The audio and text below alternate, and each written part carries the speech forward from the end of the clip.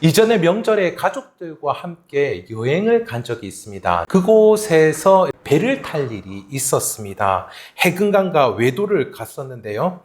이 명절에 간만에 시간을 내어서 갔는데 웬걸요, 배가 출항을 하지를 않는 겁니다. 바람이 너무 거세게 불어가지고 배가 떠나지 않는데 조금 있다가 잔잔해지니 이제 배가 출발한다고 신호를 줘서 함께 배를 탔는데요. 그래도 정말 파도가 거세더라고요. 제 일생 가운데 그렇게 큰 파도는 처음이었던 것 같은데요. 아주 작은 배를 탔는데 파도는 너무 거센 겁니다. 저는 이거 빠지는 것 아닌가 그런 생각이 드는데, 배를 탔는데 배가 이리 기우뚱 저리 기우뚱 하는데 이거 순간 이렇게 한번 푹 치면은 넘어가겠다 할 정도로 그렇게 너무 가슴이 쫄려오더라고요. 옆에 있는 저희 어머니도 아주 긴장하시고 저희 아내도 이렇게 왔는데 웬걸 명절날 이게 뭔가 싶었습니다. 그런데 그때 그 당시에 제 첫째 아들이 5살이었는데 제가 이렇게 안고 이렇게 탔는데요. 그런데 제 아들은 너무 신나하는 겁니다. 배가 이리 기우뚱 저리 기우뚱하고 파도도 출렁출렁 하니까 그게 좋아가지고 계속해서 놀이기구 타는 것처럼 막 좋아라 하면서 출렁출렁 하면서 너무 기뻐하고 좋아하는 것이죠. 그리고 외도에 도착하고 나서 저는 너무 긴장을 해가지고 몸에 근육통이 오더라고요. 몸에 근육통이 오고 그거를 막 참았더니 막 내려가지고 피곤이 막 쏟아지는데, 우리 아들은 너무 기뻐가지고 여기도 가보자 그러고 저기도 가보자 그러고 그렇게 곤욕을 치른 명절의 때가 있었습니다. 그 거친 풍랑 가운데에서 아빠의 품에 기뻐하는 제 아들의 모습을 보며 그런 생각이 들었습니다. 이 세상 가운데에 아버지 품에서 그리스도 안에서 하나님 안에서 신앙생활을 하는 것이 이런 것이구나 하는 그러한 생각을 해보게 되었습니다. 그 어떠한 상황 가운데 있다 할지라도 주 안에서 평안하고 기뻐하실 수 있는 우리 성도님들 되시기를 주님의 이름으로 간절히 축복합니다. 이를 위해서 오늘 본문의 뜻하심을 함께 살펴보도록 하겠습니다. 우리를 안전히 지키는 방법은 주 안에서 기뻐하는 것입니다. 이게 무슨 이야기입니까? 안전과 기쁨이 무슨 관계입니까? 라고 그렇게 생각할 수 있을 것입니다. 그런데 우리가 진짜 안전하다라고 하는 것은 무엇이냐면은 우리의 일상의 삶의 안전뿐만 아니라 우리의 영원히 안전하였을 때에 진짜 안전한 것이겠지요. 실로 이 땅에서 살아가는 사람들은 자신의 삶 가운데에 안전지대가 없다, 이 세상 가운데에 안전지대가 없다라고 그렇게 이야기합니다. 웬걸요, 지금 우리가 살아가는 이 지구는 날마다 지진의 소식이 들려오는 것을 볼 수 있습니다. 그런데 그것뿐만 아니라 우리의 삶의 재물에 있어서도, 그래 우리의 삶의 명예에 있어서도, 우리의 삶의 이 세상의 직위와 자리에 있어서도 마구 흔들리고 있는 것들을 우리는 목도할 수가 있습니다. 이전 세대보다 지금 세대가 변동이 훨씬 더 심하다라고 하는 것들을 우리는 경험할 수가 있는데요. 그런데 진정 우리는 우리의 영혼을 잃어버렸을 때에 그때 깊은 불안감을 느끼게 되는 것을 우리는 볼 수가 있습니다. 누가복음 12장에서 예수님께서 한 이야기를 들려주시는데요. 재산을 쌓아두는 자에게 권고를 하시는 그러한 말씀입니다. 19절 이하의 말씀인데 제가 한번 읽어드리도록 하겠습니다. 또 내가 내 영혼에게 이르되 영혼아 여러 해 쓸 물건을 많이 쌓아두었으니 평안히 쉬고 먹고 마시고 즐거워하자 하리라 하되, 하나님은 이르시되 어리석은 자여 오늘 밤에 내 영혼을 도로 찾으리니 그러면 내 준비한 것이 누구의 것이 되겠느냐 하셨으니 자기를 위하여 재물을 쌓아두고 하나님께 대하여 부요하지 못한 자가 이와 같으니라 라고 말씀하셨습니다. 제 아무리 많은 것을 가지고 있다 할지라도 영혼을 빼앗게 된다라면은 그 많이 가진 것이 그것이 무슨 소용이냐라고 말씀하고 계시는 것이죠. 이렇게 내 영혼의 세상의 허탄한 것들로 채울 때에 그 허탄한 것이 사라지게 된다라면은 우리의 영혼마저도 무력해지게 될 것이라 일러 주시는 것입니다. 우리의 영혼을 다른 무엇으로도 지킬 수 없고 우리의 영혼을 다른 무엇으로도 채울 수가 없는 것이지요. 우리의 안전은 우리의 안전은 바로 우리의 영혼이 하나님으로 가득 차는 것입니다. 하나님으로 가득 채워질 때에 우리의 영혼은 그 풍요로운 가운데서 안정감을 느끼는 것이지요. 그렇다면 어떻게 우리의 영혼을 지키고 어떻게 우리의 영혼을 하나님으로 가득 차게 할 수 있겠습니까?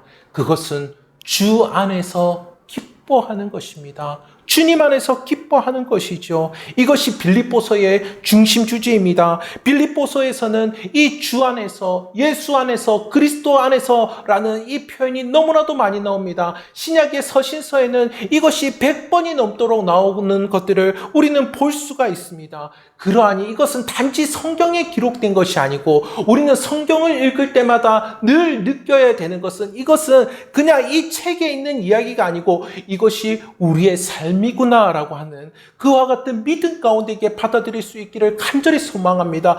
그만큼 우리는 주 안에서 살아가고 있음을 믿어야 하며 주 안에서 살아가기를 힘써야 한다라고 하는 것이죠.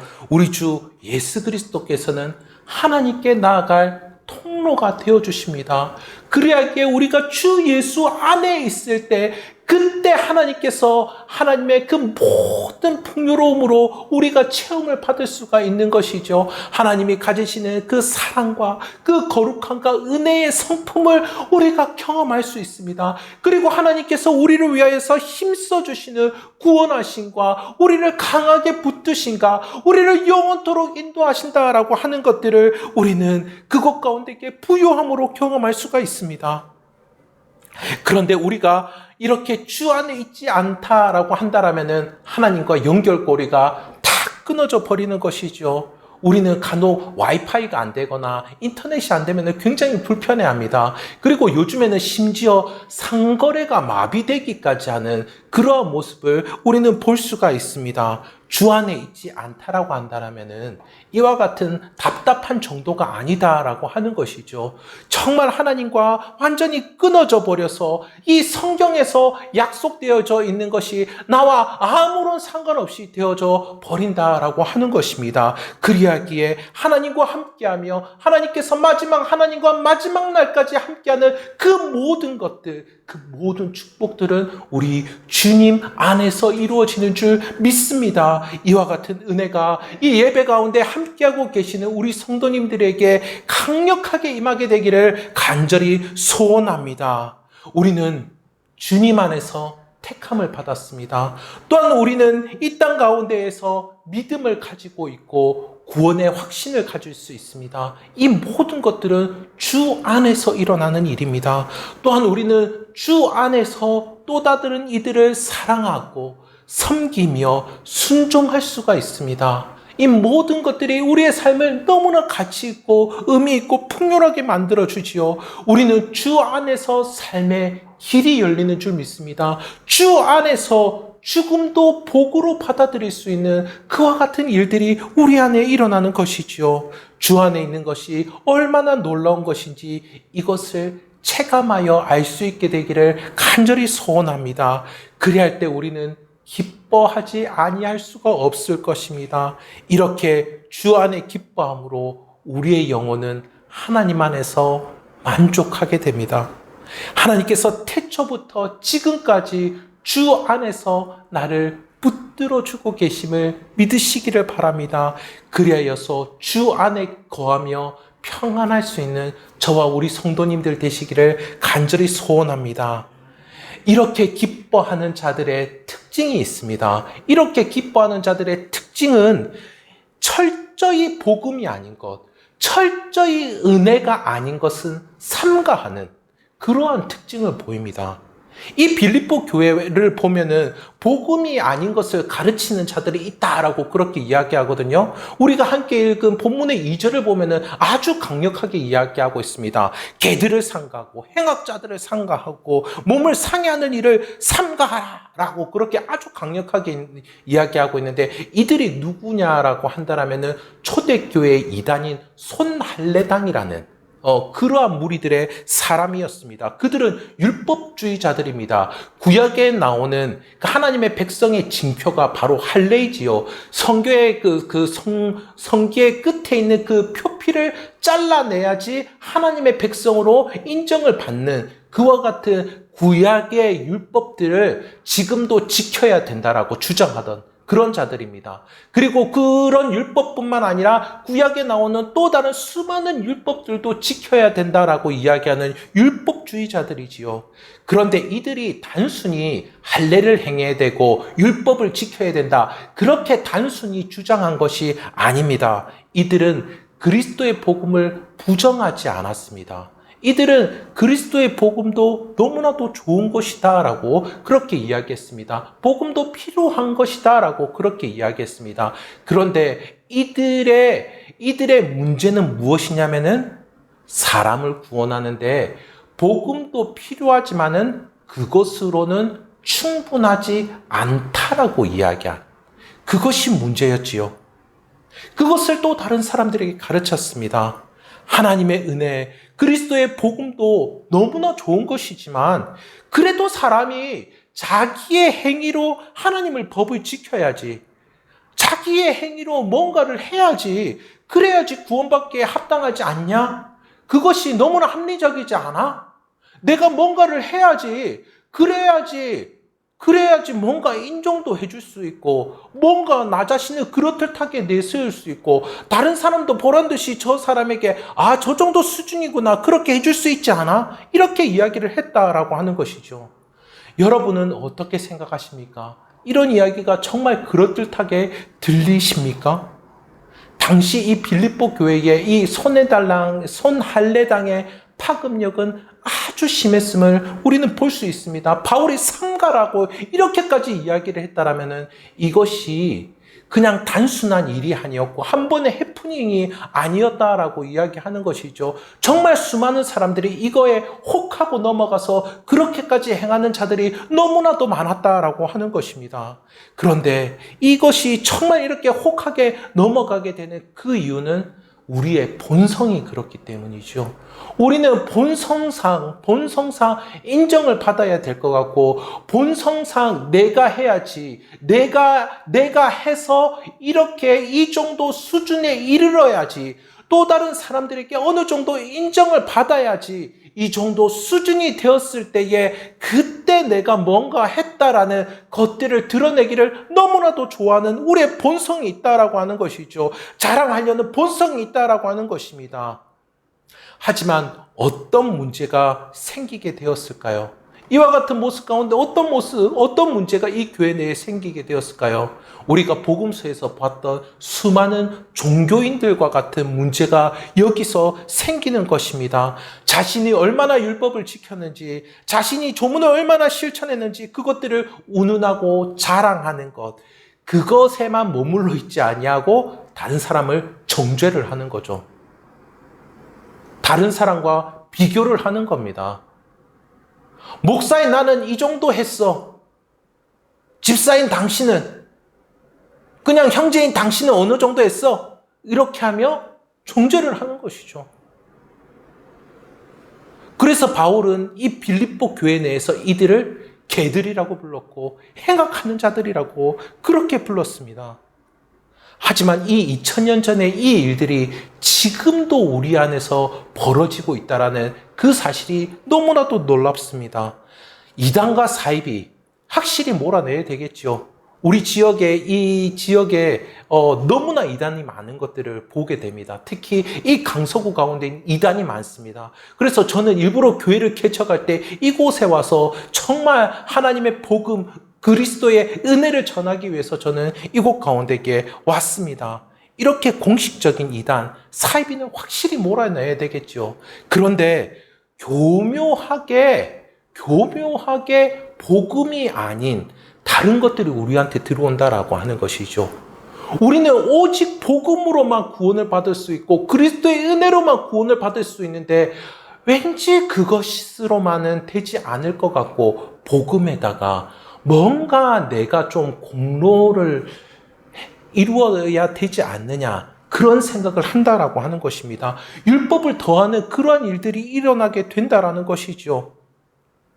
봉사나 헌금 이런 거 하면은 자기가 남들보다도 더 나은 것처럼 그렇게 여기기도 하고, 심지어 예배를 드리고 기도하는 것까지도 나는 오늘 기도를 드렸어. 나는 오늘 예배도 했어. 사실 예배를 드리고 기도할 수 있는 그 모든 것들을 예수 그리스도의 공로로 말미암은 건데 자신이 했다라고 이렇게 자랑을 한다라고 하는 것이죠. 사람이 설마 이렇게까지 유치할까? 이런 생각을 우리는 할 수가 있습니다. 그런데 이거는 본성인 것 같아요. 본성. 거의 이게 본성으로 자리 잡아서 다른 사람과 비교하고 자기를 의시되고 그것을 말로 이야기하지 않아서 은근히 나는 너보다 나아. 이런 생각을 가지고 있다라고 하는 것입니다.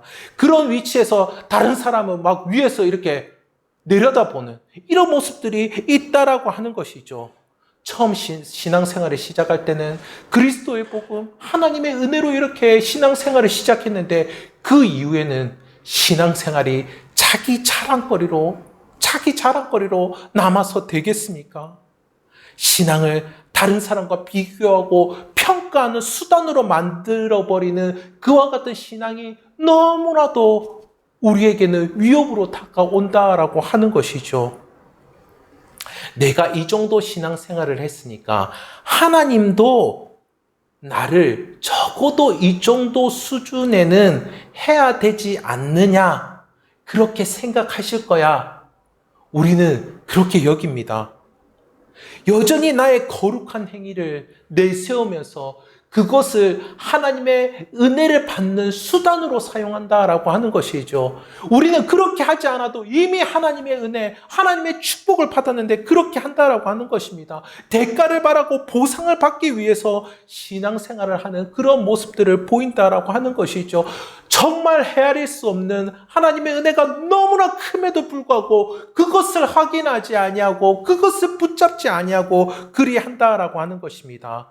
그래서 저는 저 역시 신앙생활을 많이 하면서 수많은 이렇게 성도님들과 함께 이야기를 나누고 상담을 하면서 믿음을 가지고 있음에도 불구하고 우울증에 빠져 있는 그런 사람들을 너무나도 많이 봤습니다. 직장 생활을 하다가 대인관계로 힘들어 하시는 분들이 너무나도 많더라고요. 그런데 율법주의에 빠진 사람들은 거기서 머물지 않습니다.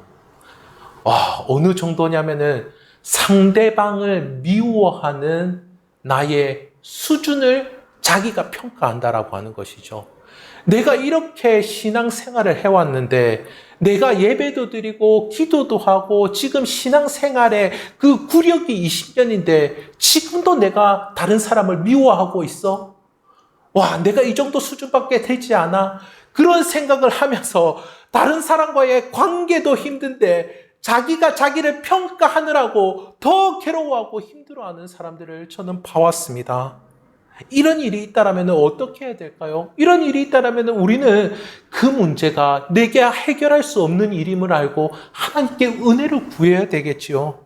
담대함을 가지고서 그 사람과 함께하며 그 사람을 내가 어떻게든 품으려고 하기 이전에 하나님께 담대함을 구해야 되겠지요. 하나님께 지혜를 구해야 될 것입니다. 용서받고 용서하고 받아들일 수 있는 자기 수준을 판단하면 안 되겠죠. 자기 수준을 판단하는 것이 아니고 그 상황보다 자기 자신이 자기를 더 괴롭게 만드는 이러한 형국으로 가서는 안 되겠죠. 하나님의 전적인 은혜를 구해야 될 것입니다. 이런 것이 다 하나님의 은혜, 그리스도의 복음으로 부족하다라는 그러한 생각 때문에 이러한 일들이 벌어지게 되는 것입니다. 거기에 자신의 업적과 공로를 추구하려는 그 교묘한 마음 때문에 일어나게 됩니다. 머리로는 은혜면 된다. 머리로는 복음이면 된다. 그렇게 이야기를 하면서도 마음으로는 믿지 않기 때문에 이렇게 자신을 괴롭히는 데까지도 나아가게 되는 모습들을 우리는 볼 수가 있습니다. 오직 은혜만을 외쳤던 종교개혁가 루터가 그 종교개혁을 일으키고 나서 20년 동안이나 은혜의 메시지, 복음의 메시지를 전하고 나서 그가 이렇게 이야기했습니다. 지금도 내가 무엇인가를 공헌할 수 있다라는 생각으로 하나님과 거래하기를 원할 뿐 아니라 나의 거룩한 행위와 하나님의 은혜를 교환하려는 구습을 여전히 버리지 못하고 있다. 그에게 뼈저린 그 본성상 그도 자신의 의를 내세우는 그 모습을 여전히 발견하고 있었던 것이죠. 루터가 이랬다라면은 우리의 마음은 얼마나 공로주의, 율법주의에 빠져 있을까요? 사도 바울은 그리하기에 삼가라라고 이야기하지 않습니다. 그냥 구원받은 사람의 특징을 설명하지 아니하고 분명히 주 안에서 기뻐하는 자는 주 안에서만 전적으로 주께서 주시는 그 은혜로만 전적으로 기뻐하는 일들이 있어야 된다라는 걸 강조하며 그 율법주의들을 가감하게 삼가할 것을 우리에게 말씀하고 있습니다. 이와 같은 일들이 의도적으로, 의식적으로 은혜와 복음이 아닌 것들을 분별하며 삼가할 수 있는 저와 우리 성도님들이 되시기를 간절히 소원합니다. 그래야서 언제나 우리의 영혼을 건강하게 지킬 수 있는 저와 우리 성도님들이 되시기를 주님의 이름으로 축복합니다. 이렇게 주 안에서 기뻐하는 자들은 이렇게 삼가하는 모습과 함께 보다 적극적인 모습을 우리는 볼 수가 있습니다. 오늘 본문의 3절에서 그런 말씀하고 있죠. 이런 모습들은 이들은 주 안에서 기뻐하는 이들은 성령으로 예배하며 그리스도로 자랑하는 모습을 볼 수가 있습니다. 성령은 영으로 예배하는 우리의 심령 가운데에 불을 지펴주십니다. 우리가 영으로 하나님께 예배하러 나아왔을 때에 성령은 진리를 그냥 우리에게 머리에 주입시키거나 그냥 우리를 하여금 이것을 알도록 하는 것이 아니고 성령은 그것 가운데에 감동하는 역사로 함께하여 주십니다. 이렇게 영으로 예배하러 나아가는 것을 요한복음 4장 24절에서 말씀해 주셨지요. 신령과 진정으로 예배하라 하셨습니다. 이렇게 영으로 우리가 나아갈 때에 하나님께서는 성령을 우리에게 부어주셔서 성령을 통하여서 하나님과 소통하는 은혜를 허락하여 주십니다. 그래서 하나님의 말씀을 우리에게 실천하도록 하여 주시며 하나님의 능력을 우리에게 부어주시는 줄 믿습니다. 혹여 찬양을 부르시면서 하나님의 마음과 나의 마음이 합하여지고 하나님께서 가지시고 계시는 그 마음으로 말미암아 내 마음이 다시 일으켜 세움을 받는 그와 같은 전율을 경험하신 적이 있으신지요? 또한 설교 말씀을 들으면서도 하나님의 말씀을 읽으면서도 이것이 지금 오늘 나에게 하시는 이와 같은 말씀이시구나 라고 하는 것을 느끼며 내 영혼 안에 있는 깊은 갈망, 깊은 필요들을 채우며 기뻐하신 적이 있으신지요? 성령님은 하나님이 가장 받고 싶어하는 그 예배를 아시는 분이십니다. 또한 성령님은 우리가 하나님을 향하여서 예배하고 싶은 그 마음을 가장 잘 아십니다. 그렇게 성령님께서는 하나님과 우리를 맞서시켜 주시는 분이시죠. 대면케 하여 주시는 분이십니다. 하나님의 그 모든 것들을 알고 경험하며 느끼게 하여 주시는 그러한 분이십니다. 우리는 약할 때 말할 수 없는, 우리가 약할 때 말할 수 없는 탄식으로 우리를 위하여서 신이 기도하여 주시고 우리의 그 약한 그 모든 상황을 견디고 이기게 하시는 그와 같은 분이시지요. 그리하기에 우리가 어떠합니까? 우리가 영으로 성령과 함께 동행하면서 살아가는 그 현장 가운데는 우리가 우리의 행실로 보상을 받아야 되겠다라는 그런 마음을 가져야 되겠습니까? 결코 그렇지 않지요. 우리의 공로와 우리의 업적을 인정받아야 되겠다라는 그런 생각을 가져야 되겠습니까? 결코 그렇지 않지요. 오히려 성령 충만한 예배는 우리의 가난한 마음, 우리의 상한 심령으로 우리의 상한 심령으로 그렇게 나아가는 예배인 줄 믿습니다. 그것 가운데에 성령의 도움을 간절히 구하는 것이 성령 충만한 예배인 줄 믿습니다. 그래서 하나님을 간절히 찾고 정말 하나님과 그 깊은 만남 가운데에 나아가게 되는 것이죠. 그렇게 할 때에 성령께서 하나님의 모든 것으로 우리를 새롭게 하여 주시며 풍성히 채워주실 줄 믿습니다. 성령께서 이와 같은 예배를 통하여서 우리에게 평안함을 가져다 주시기를 주님의 이름으로 축복합니다. 이렇게 주 안에 있는 사람들은 그 안에 있는 것을 자랑하지 않을 수가 없습니다. 그것이 너무나 좋지요. 여기서 자랑한다라고 하는 것은 우리의 신앙생활에서 아주 중요합니다. 이 자랑한다라는 것, 이것이 우리 신앙에서는 반드시 있어야 된다라고 하는 것이죠. 사람들은 보통 이렇게 믿는다라고 표현을 할 때에 저는 이런 것 같습니다. 믿는다라고 하는 걸 너무 가볍게 이야기하는 경향들이 사람들 안에 있습니다.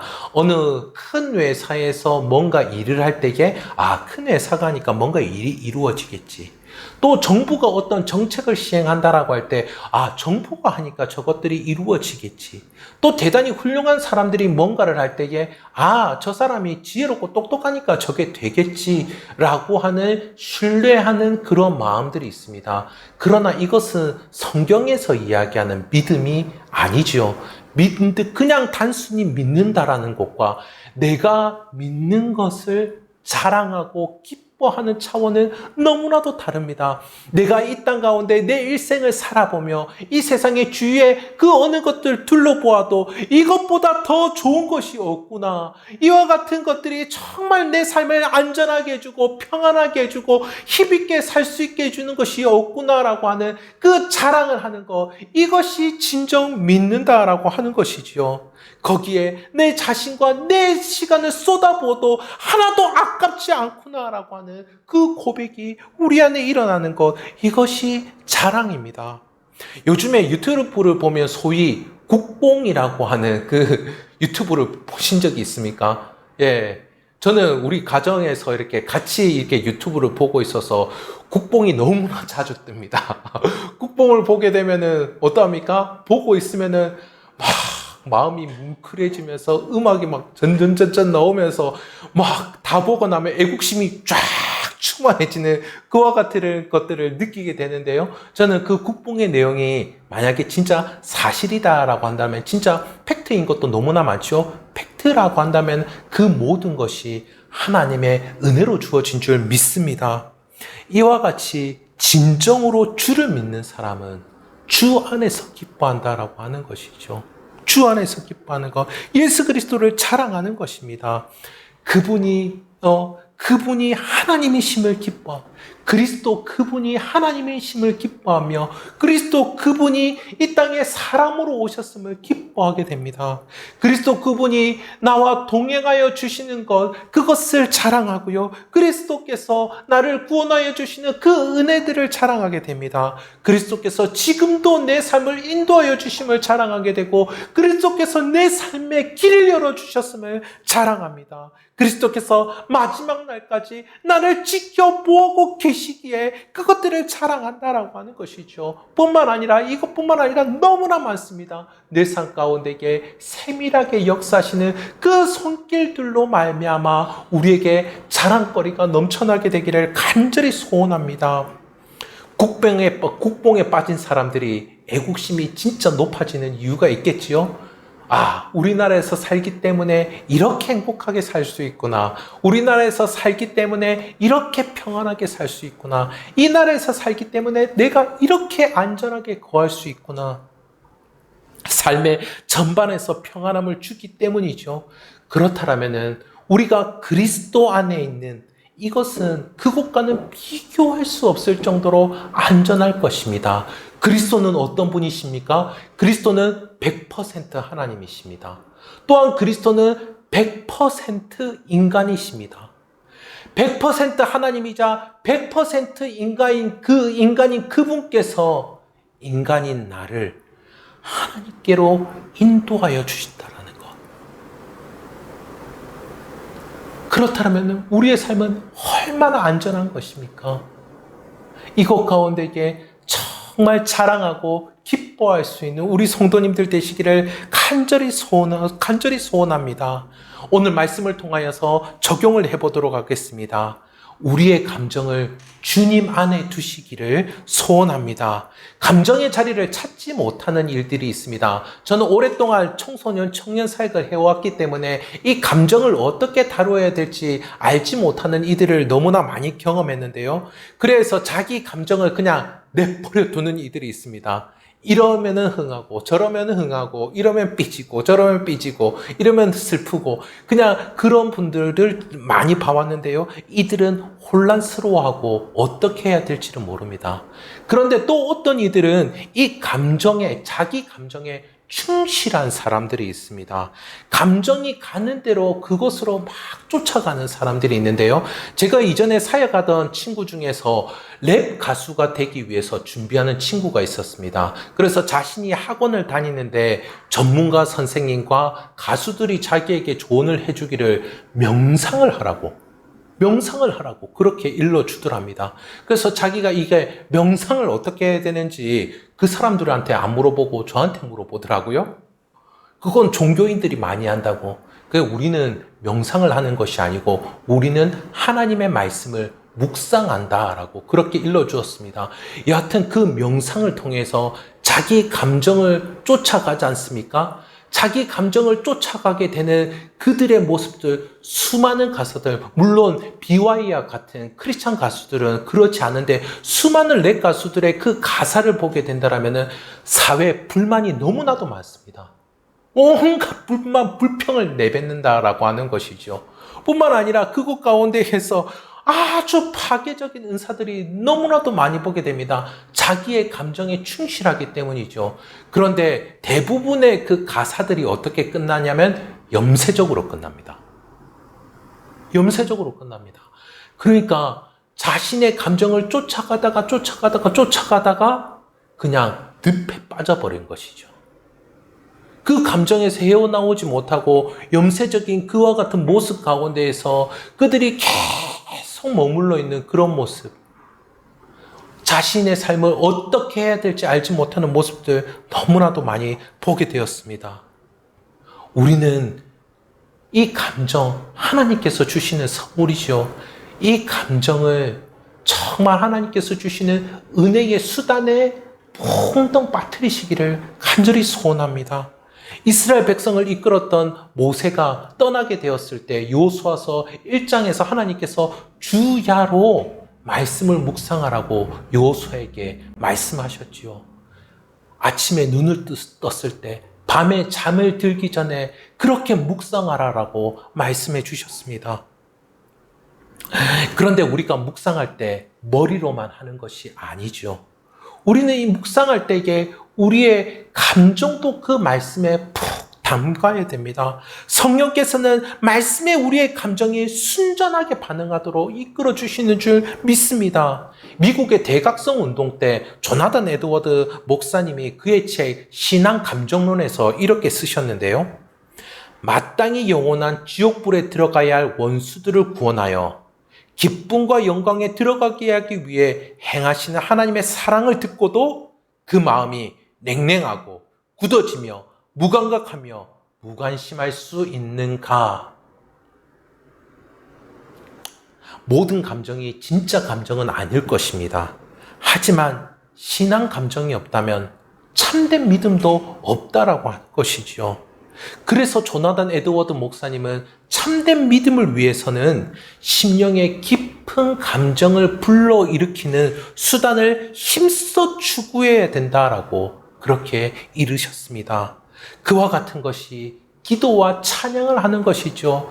기도와 찬양하는 거 그거 정말 좋아하고 기뻐하시기를 간절히 소원합니다. 그리고 세례와 성찬에 참여하면서도 칼빈은 그것이 하늘로 들리움을 받는다라고 그렇게 이야기를 했거든요. 그와 같은 놀라운 역사들이 그 안에 있는 것입니다. 뿐만 아니라 이렇게 말씀을 듣고 묵상하고 나누는 그 일들을 통해서도 우리의 감정이 온전하게 자리를 잡고 우리의 감정이 정말 하나님을 참여하며 평안하게 거하는 그 모든 길로 인도함을 받을 줄 믿습니다. 그리하게 우리의 감정을 이 은혜의 방편에 다가 두며 평안과 함께 그 어떤 흔들림 가운데서도 안전히 거하실 수 있는 우리 성도님들 되시기를 주님의 이름으로 축복합니다.